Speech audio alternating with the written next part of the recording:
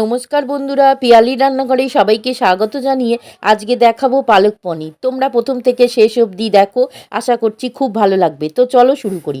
প্রথমে শেকড়গুলো কেটে বেছে নিয়েছি, এবার ধুয়ে নেব। তারপরে কড়াইতে 1 চামচ তেল গরম হলে 1 চামচ গোটা জিরে, একটা দারুচিনি স্টিক, 2টো এলাচ আর 2টো লবঙ্গ আর বড় এলাচের দানা।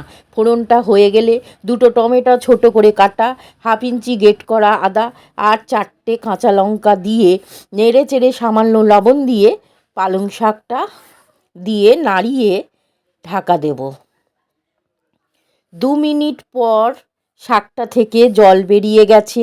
এবার ঠান্ডা করে মিক্সির জারে নিয়ে নেব আর 1 আঁটি ধনেপাতা দিয়ে একটা মিহি পেস্ট করে নেব। এবার কড়াইতে 1 চামচ সর্ষের তেল আর 1 চামচ ঘি দিয়ে একটু হালকা করে পনিরগুলো ভেজে নেব। তারপরে ওই তেলেই 1 চামচ গোটা জিরে দিয়ে পালং শাকের বাটাটা ঢেলে দেব। এবার স্বাদ মতো লবণ, হাফ চামচ লঙ্কা গুঁড়ো, হাফ চামচ হলুদ গুঁড়ো, হাফ চামচ জিরে গুঁড়ো আর 1 চামচ চিনি আর সামান্য গরম মশলা দিয়ে খুব ভালো করে কষাতে হবে তেল ছেড়ে যাওয়া পর্যন্ত। তেল ছেড়ে আসলে বাটি ধোয়া 1 বাটি জল দিয়ে পনিরগুলো দিয়ে নাড়িয়ে ঢাকা দেব।